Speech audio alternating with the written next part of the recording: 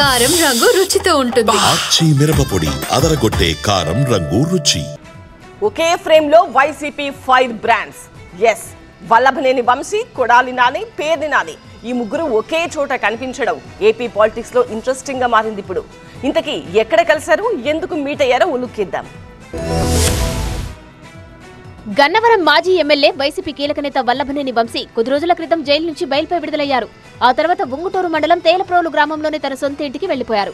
అప్పటి నుంచి ఆయన చూసేందుకు, పలకరించేందుకు అభిమానులు, కార్యకర్తలు, వైసీపీ నేతలు క్యూ కడుతున్నారు.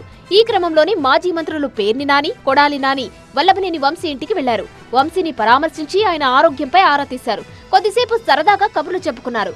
అలాగే వల్లభనేని వంశీతో పాటు అన్ని కేసుల్లో అరెస్ట్ అయిన ఆయన అనుచరులను కూడా కొడాలి నాని పలకరించి బాగోగులు తెలుసుకున్నారు. ముందుగా కొడాలి నాని వంశీ ఇంటికి వెళ్లగా ఒకరికొకరు ఆప్యాయంగా పలకరించుకున్నారు. ఇరువురు సుదీర్ఘంగా ముచ్చటించుకున్నారు. ఆరోగ్య పరిస్థితుల గురించి మాట్లాడుకున్నారు. అదే సమయంలో పేర్ని నాని సైతం వంశీని పలకరించేందుకు ఆయన ఇంటికి చేరుకోవడంతో సందడి వాతావరణం నెలకొంది. దాంతో ముగ్గురు ముఖ్య నేతలు ఏపీలోని తాజా రాజకీయ పరిస్థితులు, వైసీపీ నేతలపై కేసులు లాంటి అంశాలపై చర్చించారు. వంశీని పరామర్శించి ఇంటికి వెళ్తున్న సమయంలో అరెస్టు వ్యవహారాలకు సంబంధించి కొడాలి నానిని మీడియా ప్రశ్నించగా ఫేక్ ప్రచారాలు జరుగుతూనే ఉంటాయని కామెంట్స్ చేశారు.